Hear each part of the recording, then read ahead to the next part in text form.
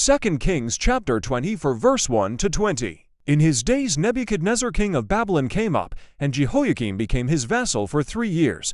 Then he turned and rebelled against him.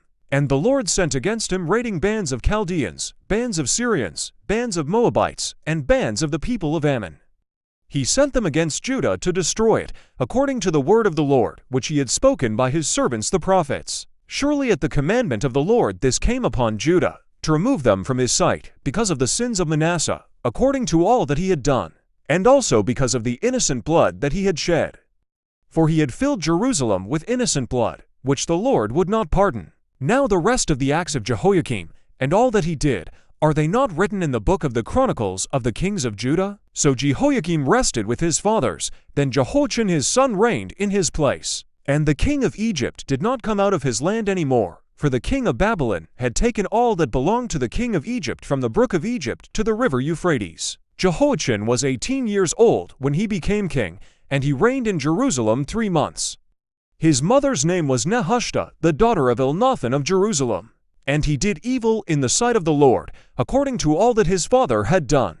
At that time the servants of Nebuchadnezzar king of Babylon came up against Jerusalem, and the city was besieged. And Nebuchadnezzar king of Babylon came against the city, as his servants were besieging it. Then Jehoiachin king of Judah, his mother, his servants, his princes, and his officers went out to the king of Babylon. And the king of Babylon, in the 8th year of his reign, took him prisoner. And he carried out from there all the treasures of the house of the Lord, and the treasures of the king's house, and he cut in pieces all the articles of gold, which Solomon king of Israel had made in the temple of the Lord, as the Lord had said. Also he carried into captivity all Jerusalem, all the captains, and all the mighty men of valor, 10,000 captives, and all the craftsmen and smiths. None remained except the poorest people of the land. And he carried Jehoiachin captive to Babylon.